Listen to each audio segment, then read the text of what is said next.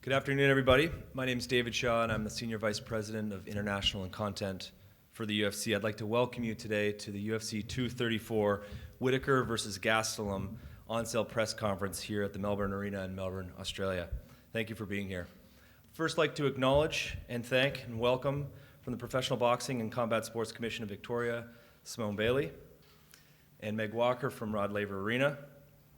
It's an exciting day today to be at the UFC 234 Whittaker versus Gastelum press conference, which goes live from Melbourne's Rod Laver Arena on Sunday, February 10th, featuring Australia's first ever UFC champion, Robert Whittaker, who's going to defend his belt on home soil versus number 4 ranked Kelvin Gastelum in a 5-round main event.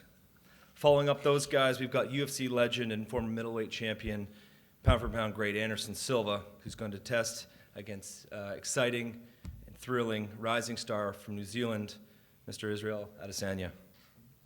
We've announced these 2 bouts. We will have additional bouts being announced in the coming weeks. Tickets for this event go on sale this week via Ticketek, to our Fight Club on Wednesday at 9 a.m. December 5th, to the UFC newsletter this Thursday at 9 a.m. December 6th, and to the general public at 9 a.m.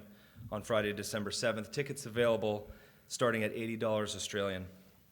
UFC 234 Whittaker versus Gastelum will be live in Australia on pay-per-view at 2 p.m. Australian Eastern Daylight Time. And a special thank you to all Australian fans who visited us this week in Adelaide and will watch and join us for our 3rd event in Melbourne this coming February. I'd like to open up the floor for questions to any of the media. Hey guys, welcome. Question for Kelvin. Obviously, you've had a lot of success in both divisions, welterweight and middleweight. You've had the hashtag on a mission for gold for forever, basically. How do you feel now that you finally get that shot at gold and go for the title? Ecstatic, man. I'm ecstatic. I mean, this has been a long time in the making for me. And so I'm excited for this opportunity, man. I mean, this is a once in a lifetime, you know, and I'm going to make the most out of it. You've wanted this shot for a long time. How do you feel about the fact that it's taking place in Australia? Obviously, a long flight from the States on the other side of the world, and in some ways, you're sort of coming into enemy territory. Man, I just got off the plane a few hours ago, man. They're stacking all the odds against me. You know what I mean? But it's okay. I'm a soldier, and I'm going to keep on soldiering through. And I'm excited for it to take place here. You know, I'm not the champion, not yet at least. And, you know, the champ gets to make his call. If it's in Australia, then it shall be. Just looking at Rob, sort of as a champion, he's obviously confident going into this fight. What would you say are some of your, I guess, advantages and the way that you see having an edge over Rob? I honestly don't know where. I think he's a good boxer, good wrestler. He's got heart, he's got grit, he's a hard worker. And those are all qualities that I feel I have as well. So it's going to be a good fight. Question for Israel. Obviously, this fight against Anderson Silva means a whole lot for you. Are you a little bit disappointed that he wasn't able to come here? You weren't able to feel his energy and sort of look into his eyes? Yeah, I was looking forward to that because, yeah, it's different when I'm in front of someone or when he's in front of me because I know this is real. I'm kind of like living it, but hasn't really sunken in yet. It hasn't really sunken in yet. So I was looking forward to just being across from him and standing because, yeah, that'd be cool to kind of size him up. And, yeah, next time.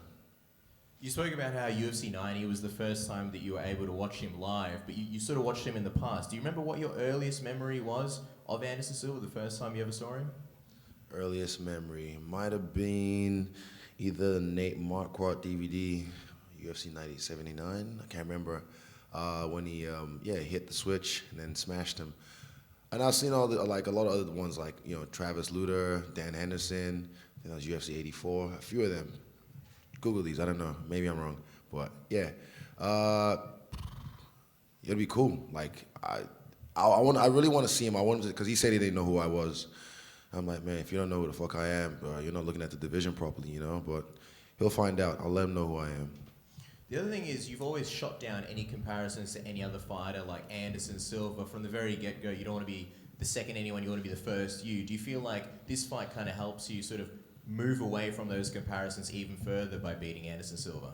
So like when John Jones came on the scene, people were like, oh my God, this is like Anderson with wrestling. And then I come on the scene, I'm like, oh my God, this is like John Jones with better striking.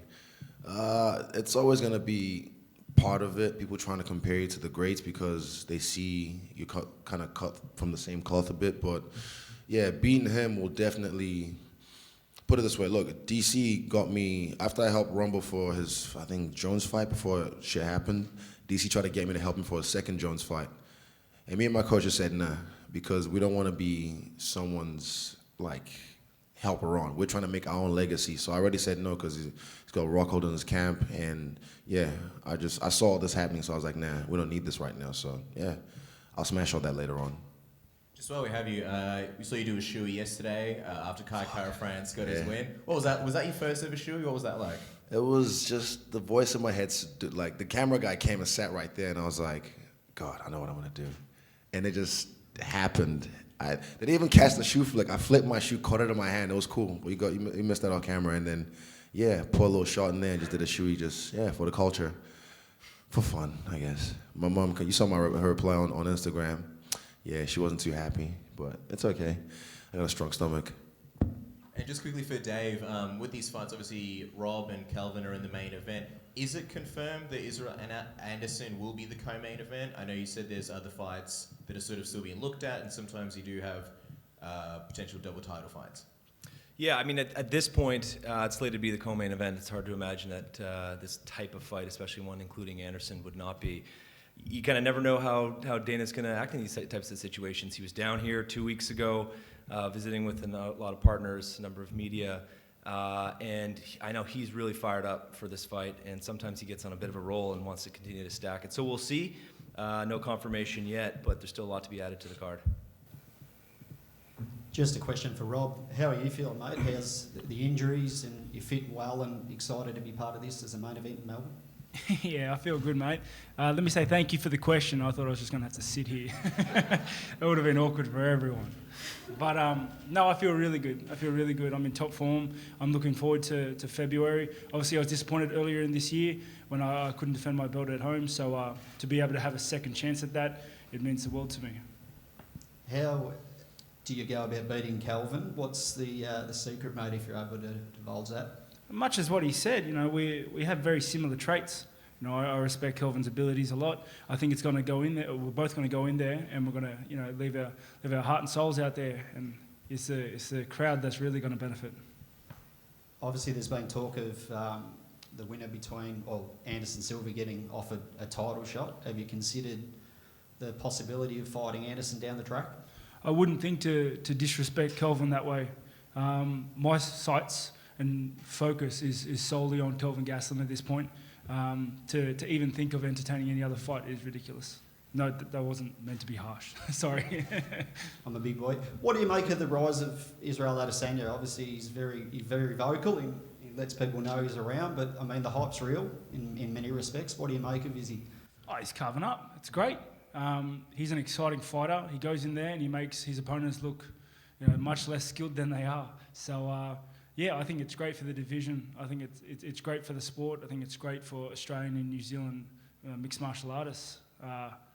Everyone benefits. Got a question for you, Rob. You and Izzy met for the first time a couple of days ago. What did that go like? Who approached who first, and what was that moment like? We heard somebody really said nice. Someone smelt nice. Yeah. He did. I'm just saying he did. Like right now, I smell nice, but yeah, he smelled really nice. Was that something that made you feel good when you heard Israel come up to you and the first thing that he says is you smell good? Oh, yeah, no, I'd be lying if I said it didn't make me feel good. I'll give my number after this.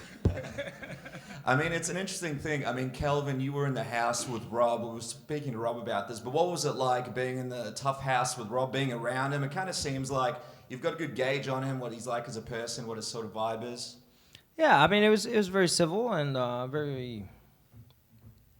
we kind of stayed from each other's way for the most part. We didn't do anything more than we had to together.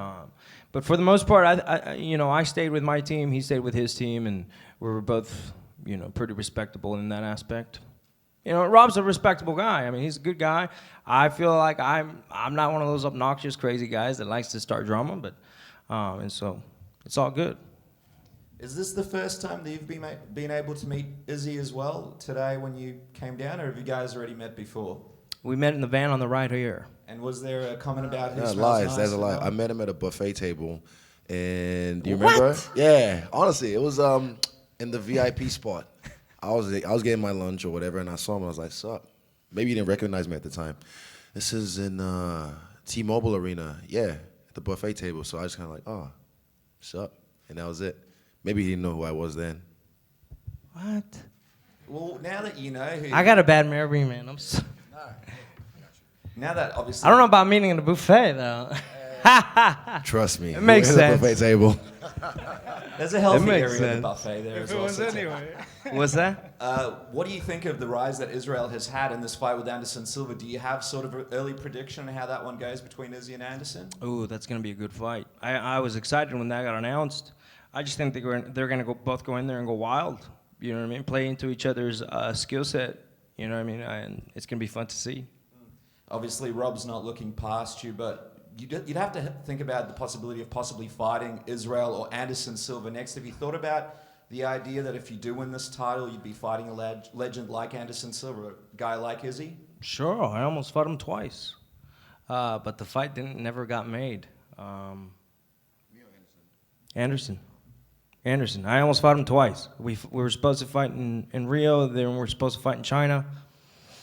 Never happened. But to be honest, I'm kind of over that fight, I guess. No disrespect to Anderson. Like what I wanted to do was climb up the ranks and beat a good name, and he was definitely that guy at the time. But I'm at where I'm at right now, and I'm happy with it. Obviously, you've been across a couple of different weight classes. If you become a champion at middleweight, would you look at possibly going back down and trying to fight for a title at a lower weight class again, or are you just happy to sort of stay at middleweight for the time being? My focus has been at middleweight, obviously, but I've always been vocal about trying to go back down and fight in Tyron. Yeah, that's always been in the back of my head.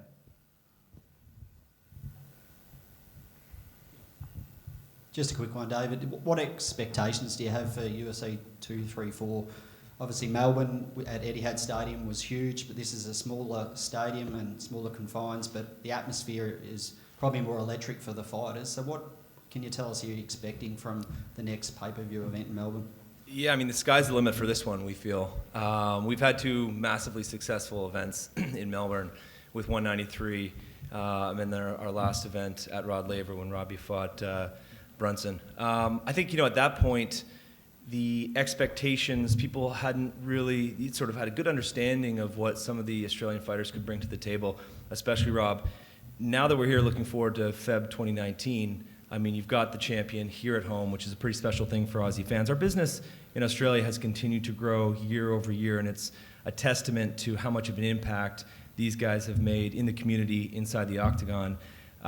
Getting Anderson Silva here, as we've talked about, is a huge opportunity for us. It's a special opportunity. He doesn't fight that often.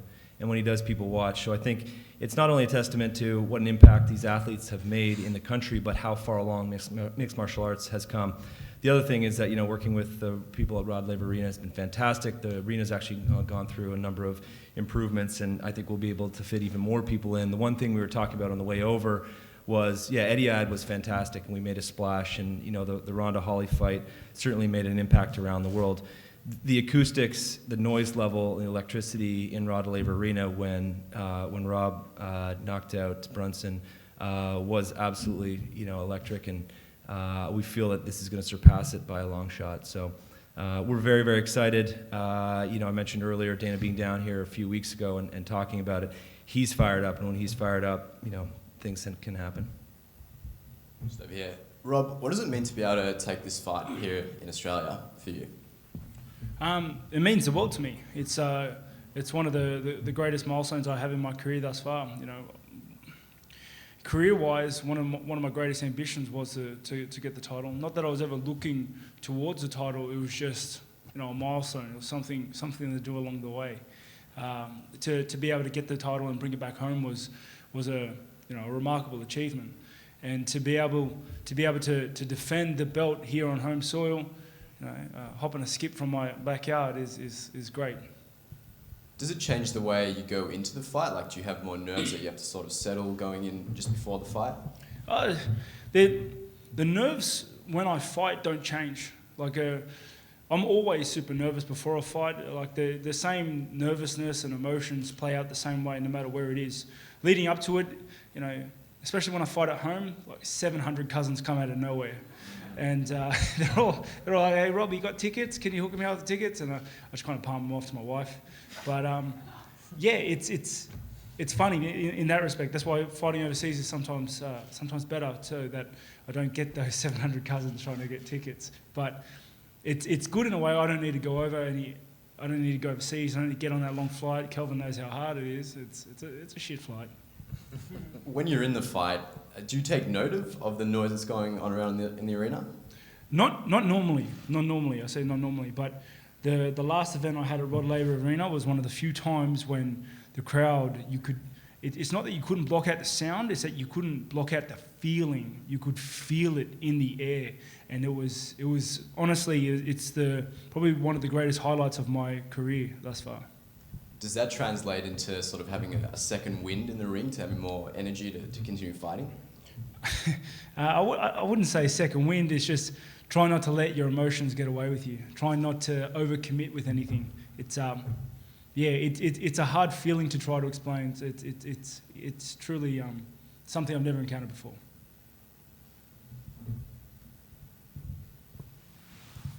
Hey Rob, just wanted to ask you, people a lot of times talk about the greatest in each division, and obviously your run towards the title, you face a lot of the top names already, guys that previously were considered title challengers or at least contenders. I'm wondering if you sort of ever look, take the time to look at your record and sort of, when you look at beating Yoel Romero twice and obviously being the champion now, where do you think you rank as some of the greatest, if not the greatest, middleweights in UFC history? Yeah, it's funny. My run, for one, I don't actually know my record. I've got no idea what it is. I know I've lost 4 times, so... Well, just on a side note, why is that? Is it that it's just not really important to you? How come you don't really keep track of that? Yeah, it doesn't bother me. You know, I'm in this sport, this career for the love of the fight, you know, and to make a living. My run to the title was, you know, it was funny. There was if my opponent was on a winning streak, they put him up against me, more or less. So it was a hard run. No, I'm proud of the way I handled that gauntlet, and I'm glad I did it like that, because I love being underestimated, please. So yeah, you know, I'm proud of what I've done. My legacy is still just beginning though. Like I know I've done a fair bit now, and I'm proud of where I've come from and how I've held myself and how I've done things. But this is still just the beginning. You know, I'm still at an age where I can still make leaps and bounds skill-wise as well as experience-wise in terms of my fighting prowess.